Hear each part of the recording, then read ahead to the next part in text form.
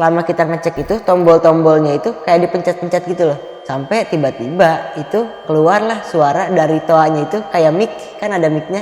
Ayo, bentar lagi kita pulang.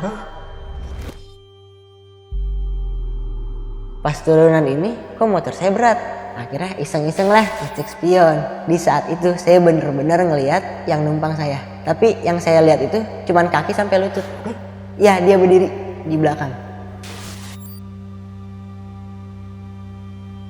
Dan di daerah puncak nih, itu saya ngeliat spion, ini di sebelah supir ini ada yang duduk. Saya perhatiin itu orang, semuanya hitam tapi mukanya berdarah. Pas saya buka mata iseng-iseng, itu saya ngeliat bener-bener apa yang saya lihat tadi di ambulans. Dari kepala sampai kaki itu cuma 2 meter, tatap-tatapan ya terus sama dia. Dia kayak ngomong tapi nggak tahu ngomong apa, kayak ngebuka gitu mulutnya. Pakaiannya full hitam, tangannya putih, mukanya berdarah, hancur.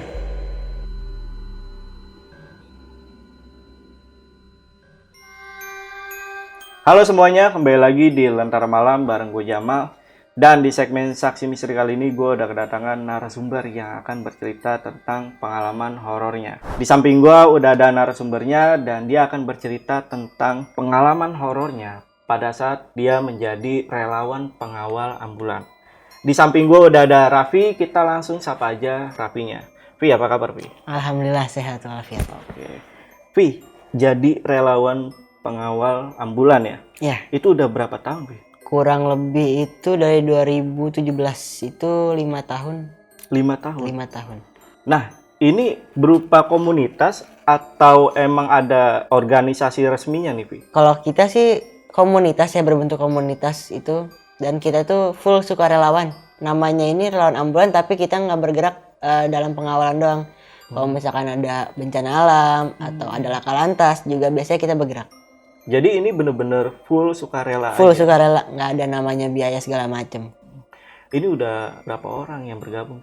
Sebenarnya di seluruh Indonesia tuh udah ada.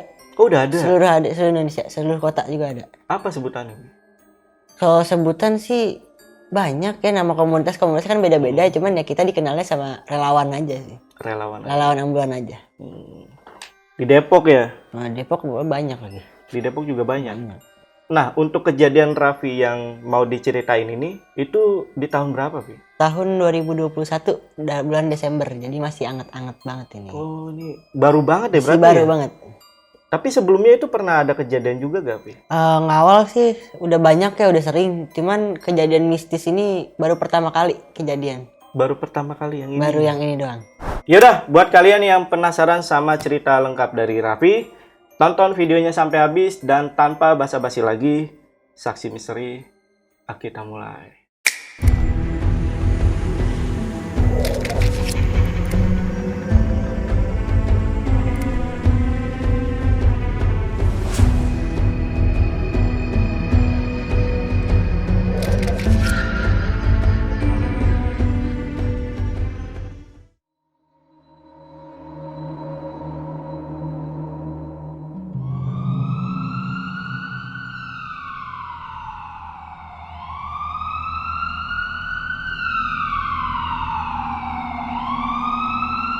Jadi waktu itu posisi malam-malam sekitaran jam 10, pengen lah keluar ngopi-ngopi. Biasanya suka ngeliat gedung-gedung lah. Akhirnya jalan ke Margonda. Akhirnya muter-muter, saya di Margonda sendiri. Kebenaran saya nih tergabung lah di salah satu komunitas relawan ambulans. Nah di posisi itu adalah ambulans lewat nih. Kata saya, udah saya kawal aja lah ini ambulans. Saya kawal jalan dia ke arah Sawangan. Ini berapa orang? Sendiri. Masih sendiri. Okay. Dari posisi itu masih sendiri. Akhirnya ngawal ke arah Sawangan. Nah di Sawangan ini ambulans ini berhenti di masjid. Nah saya pikir udah sampai dong. Akhirnya saya muter balik. Ternyata ada keluarga jenazah yang mau kamar mandi dan itu tuh belum sampai. Akhirnya saya berbincang-bincang dulu lah nih sama supirnya. Ini mau kemana segala macem. Nah ternyata itu tuh pengen ke Cianjur nganterin jenazah. Nah ya udah kata saya, oh kebenaran di Cianjur juga ada saudara jauh lah istilahnya. Okay. Jadi saya bilang, oh ya udah Kang, saya ikut boleh nggak Kang? Saya kawal ke Cianjur. Tapi ini tol apa non tol? Kata saya gitu. Oh ini kebenaran non tol. nggak pakai tol, lewat Puncak. Ya udahlah, akhirnya kata dia, ini serius mau ngawal sampai Cianjur? Iya Kang, sekalian lah, pengen ke rumah saudara di situ. Oh ya udah, akhirnya kita mulai nih jalan, di start dari Sawangan. Sawangan selama perjalanan ya aman-aman aja gitu kan, ngawal biasa-biasa. Sampai di jalan itu kita sampai di daerah Cisarua arah udah mau nanjak nih. Kejadian yang pertama itu dari jauh nih ada mobil, kayak mobil lah ngedim dari jauh. Udahlah biasa, tapi makin lama tiba-tiba hilang cahayanya itu, cahaya dimnya itu hilang. Mungkin berpikiran saya mungkin belok gitu kan, tapi kok saya makin jalan ini jalannya lurus, nggak ada belokan, nggak ada apa-apa gitu loh. Udahlah saya bodo amatin, karena sebelumnya saya ini orangnya kurang percaya ya sama yang begitu-begituan gitu ya. Seumur hidup saya belum pernah ngeliat sama yang begituan. Akhirnya jalan biasa, di tengah jalan itu gerimis, cuman ya kecil jadi terabas aja, kita terabas. Tiba-tiba adalah biasa kan namanya anak-anak relawan kadang suka ikut gitu kan, cuman dia ikut ngawal juga, ngawal sekitar 5 menitan, abis itu dia udah balik kanan lagi. Nah akhirnya selama perjalanan itu saya sendiri ngawal unit ambulans ini, jalan biasa. Nah terus motor saya ini berat gitu rasanya, apa jangan-jangan ada yang numpang gitu kan, tapi mikirnya bercandaan. Akhirnya saya lihat spion nggak ada apa-apa, emang bener nggak ada apa-apa. Abis itu plong aja tiba-tiba plong. Nah tapi pada saat berat itu supir ambulans ini kan dia ada toanya itu, dia bisa mic ya, pakai mic gitu. Dia bilang, bro fokus ke depan, jangan bengong, kata dia begitu. Nah itu saya paling ingat kata-kata itu. Akhirnya saya acungin jempol ke atas, itu artinya saya dengar gitu tadi dia ngomong apa.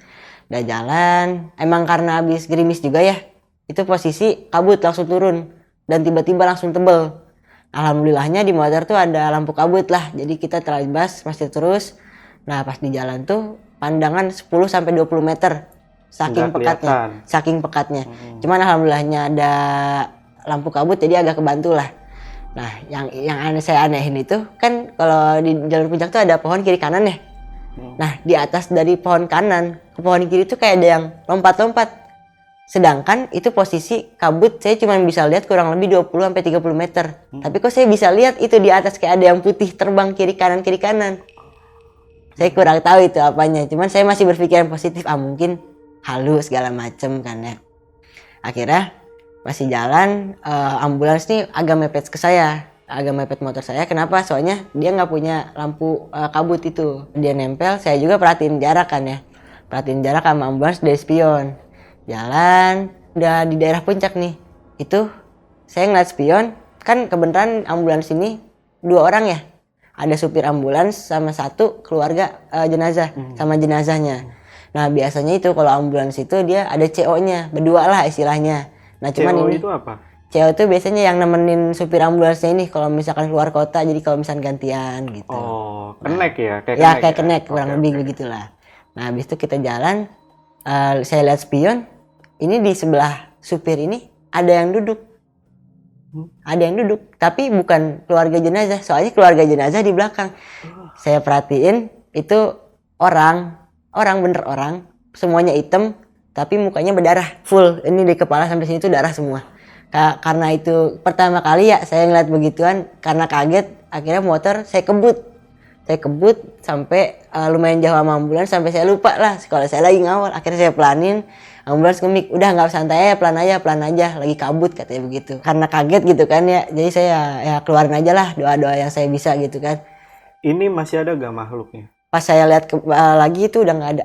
Udah nggak ada. Cuman bentar, tapi saya jelas ngelihatnya itu. Dari spion saya ngeliat ke belakang gitu, bener ada gitu.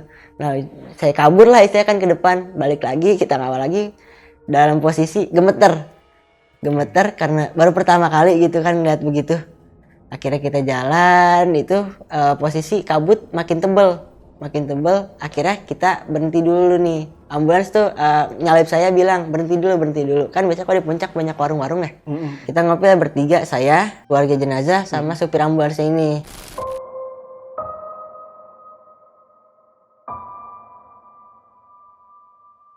Nah ngopi-ngopi segala macem, biasa ngobrol-ngobrol. Terus saya keinget nih sama kata-kata supir ambulans yang tadi, yang katanya fokus ke depan aja jangan bengong. Nah saya penasaran dong, saya tanya lah, Kang itu yang tadi Akang nanya bilang begitu, maksudnya apa ya Kang? Kata saya. Dia langsung natap saya, kayak ngasih isyarat geleng-geleng, ntar aja katanya gitu. Oh ya udah kata saya begitu. Nanti diceritain. Nanti aja diceritain. Oh ya udah. Akhirnya itu kita nggak lama tuh, soalnya kata keluarganya ini dia buru-buru katanya. Ya udahlah, akhirnya kita itu kurang lebih 15 menit lah kita ngopi situ, nggak lama. Habis itu kita lanjut lagi di jalan. Tiba-tiba nih di jalan sirine nih error nih. Sirine ambulans. Itu kan posisi malam ya.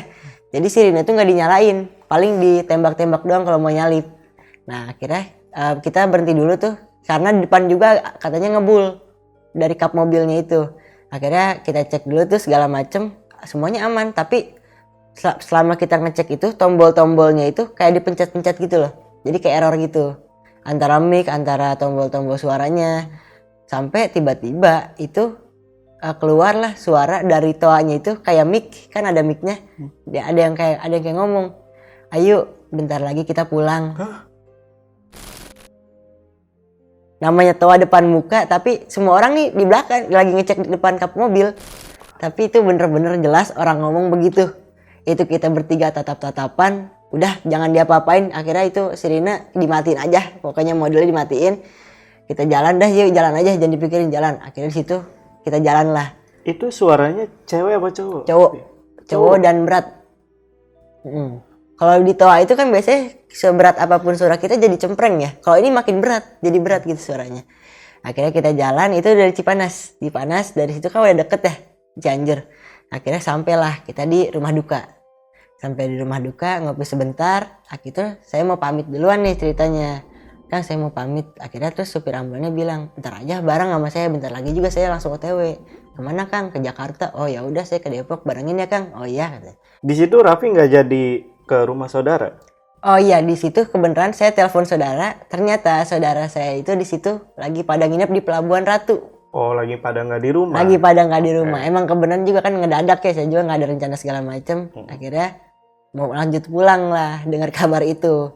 Lanjut pulang aja lah, soalnya kan abis ngeliat begitu aja kan takut gitu. Masih kan. Takut itu masih bener-bener takut. Pengen cepet-cepet pulang lah istilahnya. Akhirnya pamit-pamitan sampai drivernya bilang gitu, ntar aja bareng. Oh ya udah, kita bareng lah, pamitan sama keluarga. Saya masih tetap ngawal ambulan itu, dari Cianjur naik Cipanas. Terus sesudah Cipanas pas arah puncak tuh kabut udah tebel lagi, tapi nggak setebel yang tadi kita berangkat. Nah itu di jalan kita kan lumayan ngebut ya, karena emang nggak bawa siapa-siapa juga, pengen cepet-cepet pulang intinya mah. Pas di jalan ambulansnya ini ngerem ngedadak sampai suara bannya ini kedengeran. Bener-bener ngedadak. Saya juga kan kaget ya. Akhirnya saya ngerem juga, berhenti kisaran 30 meter lah jauhnya sama berhentinya ini ambulans. Saya berhenti, terus saya samperin lah ini unitnya. Pas saya samperin, kita sebutlah namanya Om Yanto ya. Om Yantonya ini udah di depan mobil ngecek bodi depan lah. Saya tanya dong, Kang kenapa Kang? Gitu. Terus akangnya bilang, tadi kayak ada yang nyebrang. Ah nyebrang gimana? Kata saya. Emang gak lihat? Kata dia. Enggak, anak kecil tadi nyebrang kata dia. Sempat kena. Bentar deh ngecek dulu ke belakang. Kita ngecek lah ke belakang. Karena emang pikiran posisi itu kita nabrak anak kecil. Ngecek ke belakang, gak ada apa-apa, full bersih. Nah di situ kita udah mulai paham. Oh ya udah, lanjut lah. Di atas sampai puncak pas. Puncak pas ini kan rame nih ya. Rame, akhirnya kita berhentilah di situ. Kita berhenti, kita ngopi situ, cerita-cerita lah. Nah di sini nih dia bilang sebenarnya tadi jenazahnya ikut sama kamu. Hah? Ikut gimana Kang? Iya ikut. Gimana Kang maksudnya? Jadi dia tuh posisinya berdiri tapi bukan duduk, berdiri di belakang saya. Itu bener-bener berdiri kata dia. Terus sama dia juga sempat divideoin. Sama dia divideoin, pas dia tunjukin ke saya videonya, itu hitam semua tapi ada suara. Itu suaranya suara ambulans pertama, sama keluarganya ini. Dia sambil bilang, "Dek jangan begini, Dek dong Dek, ayo kita pulang," katanya begitu. Jadi yang ngelihat itu driver ambulans ngelihat, keluarga jenazah ngelihat, tapi saya gak ngelihat. Nah itu jadi itu hitam semua, tapi saya dengar itu dari keluarga pasien, dia bilang begitu segala macem. Lah kok hitam semua nih Kang? Tadi nggak begini perasaan. Masa langsung hitam begini sih? Tadi pas dicek mah enggak, masih lancar-lancar aja. Dan driver ini cerita latar belakang si jenazahnya ini. Akhirnya kita ngopi-ngopi, itu sekitaran kurang lebih lah ya, jam 3:30 lah. Akhirnya kita mau pulang nih. Ini turun puncak nih. Ini kan turunan ya. Pas turunan ini, yang saya bingungin itu, kok motor saya berat. Berat lagi. Berat lagi. Mikir kalau servis udah rutin segala macem. Akhirnya iseng-iseng lah ngecek spion. Di saat itu saya bener-bener ngelihat yang numpang saya. Tapi yang saya lihat itu cuman kaki sampai lutut. Ya, dia berdiri di belakang. Itu bener-bener. Jadi saya cuman ngelihat celana hitam sama ada bercak-bercak darah lah. Situ sampai lututnya doang. Di sini saya. Gila.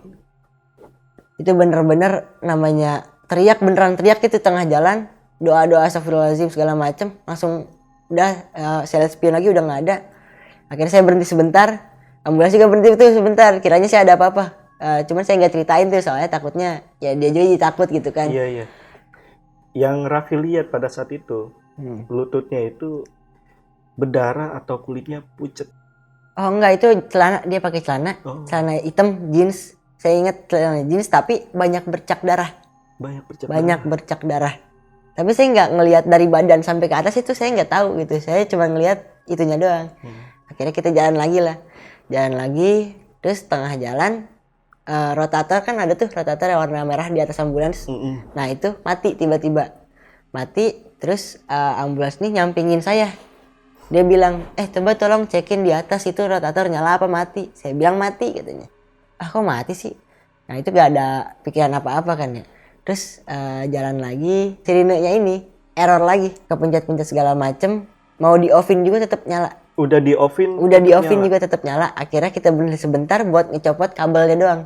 Kabelnya kita copot terpaksa gitu kan. Nah sesudah itu kita jalan lagi lah. Ini pokoknya perjalanan banyak berhentinya gitu. Iya. Kita jalan, kabut udah mulai agak hilang nih. Jadi pandangan udah lancar lah. Terus pastilah semua orang juga tahu Villa Soekarno yang dulu. Iya, tahu yang ada jembatan itu ya. Nah itu posisi kita mau belok kanan nih, mau ngelewatin jembatan itu. Tapi pas saya ngeliat itu di samping kiri, entah itu ada berapa berjejer pocong. Di bawah Villa Soekarno-nya itu. Gak cuma satu berarti? Gak cuma satu, saya nggak tahu itu ada berapa. Pokoknya berjejer, pocong semua sebelah kiri saya. Dia ngebaris gitu. Itu shock kali ya, langsung tarik gas. Itu ngelewatin bodo amat, gas terus. Si driver ini juga ngelihat, dia nge-mic ke saya, dah santai aja kata dia. Santai lah, dari situ udah mulai santai. Akhirnya sesudah ambulans tempel, dia nge-mic suruh santai. Kayak kita jalan biasa. Alhamdulillah tuh di sepanjang kurang lebih Cisarua sampai Bogor kota tuh aman-aman aja. Sampai masuklah Margonda saya kasih kode buat mau misah. Akhirnya supirnya ini ngajakin minggir dulu ya, pamitan segala macem. Nah terus dia bilang, tadi ngeliat juga di Villa Soekarno itu sebelah kiri. Iya Kang, ngeliat banyak banget. Ya udah santai aja kata dia. Mau santai gimana kata saya. Ya udah akhirnya di situ kita misah, saya ke kiri, dia ke lurus.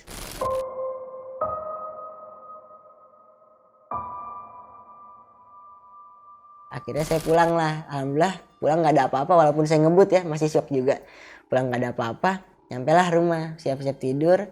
Itu kisaran jam 4:30-an itu kan posisi ada tempat tidur, samping tempat tidur itu ada meja. Kurang lebih 2 meter itu baru meja. Nah, habisnya saya ngarah tidur ke arah mejanya ini. Pas saya buka mata iseng-iseng, itu saya ngelihat bener-bener apa yang saya lihat tadi di ambulans dengan wujud full nih. Dari kepala sampai kaki itu cuma 2 meter. Saya mau kabur nggak bisa, kayak rep-repan. Mau kabur gak bisa, mau teriak gak bisa, itu kurang lebih 1-2 menit. Jadi saya nggak bisa ngedip juga nggak bisa. Sampai ngedip juga nggak bisa, tatap-tatapan ya terus sama dia. Dia kayak ngomong tapi nggak tahu ngomong apa, kayak ngebuka gitu mulutnya, kayak ngomong tapi nggak tahu dia ngomong apa. Pakaiannya full hitam, tangannya putih bener-bener putih, mukanya berdarah full darah sama hitam mukanya. Hancur. Sesudah itu saya langsung lari pokoknya dari kamar ke kamar orang tua gitu kan. Akhirnya tidur di situ segala macem. Habis itu saya baru inget lah sama ceritanya ini, si supirnya ini dia bilang kalau ini tuh jenazah bunuh diri yang ditemuin di kosan setelah 3 hari Di mana tuh? di daerah Jakarta. Daerah Jakarta bunuh diri, kondisi gantung diri. Tapi kondisinya itu pas ditemuin katanya udah berlumuran darah. Jadi katanya itu dia habis ngebentur-benturin segala macem. Akhirnya mungkin tetangganya juga nyium bau gitu ya. Akhirnya pas dicek tuh udah beberapa hari. Akhirnya diotopsi dulu lah. Ini jenazah. Itu dia berlumuran darah tuh udah kering katanya. Darah 3 hari ya. Darahnya udah kering. Itu saya ingat di situ. Oh iya, bener waktu itu dia cerita begitu, bener apa yang sama saya lihat gitu loh. Ini supirnya cerita pas yang di puncak. Pas kita lagi ngopi. Nah, kebenaran banget. Itu 2 hari yang lalu saya mampir juga nih ke Cianjur. Mampir ke Cianjur, berangkat sekitaran jam 9 malam. Kurang lebih saya sampai jam 11 di Cianjurnya ini. Ya biasa silaturahmi sama keluarga di situ. Jam 1 start lah dari Cianjur mau pulang ke Depok. Di jalan ini udah di puncak kayak ini saya keinget lah sama cerita-cerita saya yang waktu itu di Desember ini. Nah di posisi itu saya berusaha tenang ya, tapi ngebut. Tapi tiba-tiba motor ini mati. Kayak ada suara meledak gitu di daerah belakang, ada suara meledak. Wah saya mikir turun mesin nih kayaknya. Akhirnya saya berhenti pinggir dan itu posisi bener-bener sepi, gelap, dan saya baru inget ini tempat kemarin saya di mana ngerasa berat. Tempatnya sama persis di situ juga. Posisinya di situ. Posisi mogoknya di situ. Aduh saya bingung kan, kondisi panik segala macam. Alhamdulillahnya ada orang lewat, itu bantuin saya ngederek motor ini ke arah Cisarua. Kan memang udah malam juga ya. Jadi ketemunya ini baru di Cisarua nih bengkel. Akhirnya di situ dicek sebentar. Emang niatan saya pengen ngecek aja sih soalnya mau saya tinggal gitu di motor. Dicek sebentar, dibuka-buka. Yang saya bingungin, ini motor dalam mesin ada belatung. Hah? Iya. Ada belatung? Belatung beneran. 2 hari yang lalu. Belatungnya banyak gak? Banyak. Nah mungkin mereka juga masih kepercayaan yang begitu ya. Dia bilang pakai bahasa Sunda, dia bilang kayaknya ada yang gak seneng pengen nyantet kamu, katanya begitu. Akhirnya saya pulang pakai sama temen, waktu itu minta jemput pulang ke Depok, tinggalin itu motor. Ini berarti tadi kan seperti bilang kalau ada yang mau nyantet Raffi ya. Berarti ini ada cerita lain lagi nih tentang santet yang dialami sama Raffi. Kalau cerita santet sih, kalau ke saya sih nggak ada ya. Cuman kalau keluarga ada beberapa. Oh gitu. Jadi mungkin buat teman-teman ya, nanti kalau misalkan yang pengen Raffi ini cerita lagi soal santet, itu teman-teman komentar aja. Nanti siapa tahu kita bisa undang Raffi lagi.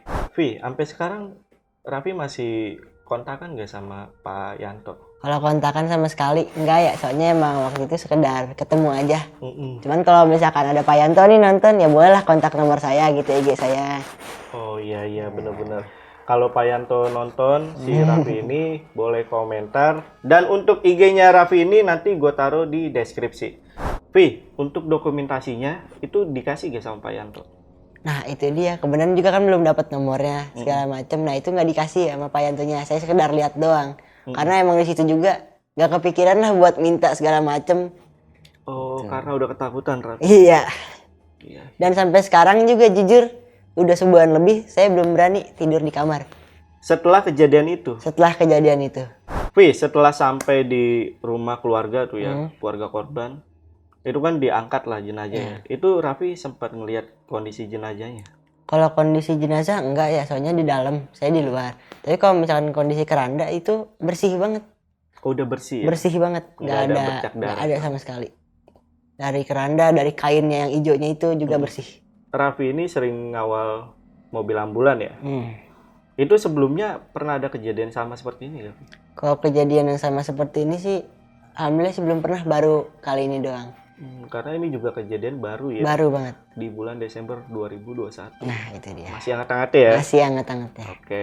Yaudah, Vi, untuk Instagramnya boleh di-sharing ke teman-teman. Siapa tahu teman-teman ini mau tanya-tanya ke Instagramnya. Instagram saya Fikri MRNF_. Nah itu tadi ya. Untuk Pak Yanto atau teman-teman yang mau tanya tentang kejadian yang Raffi alami, langsung aja DM IG-nya Raffi. Raffi Ahmad. Beda. Beda ya. Yaudah, mungkin untuk video kali ini cukup. Raffi, makasih ya. Sama-sama. Udah sharing ke Lentera Malam ya. Sama-sama. Yaudah, gue Jamal dari Lentera Malam dan Raffi pamit. Bye.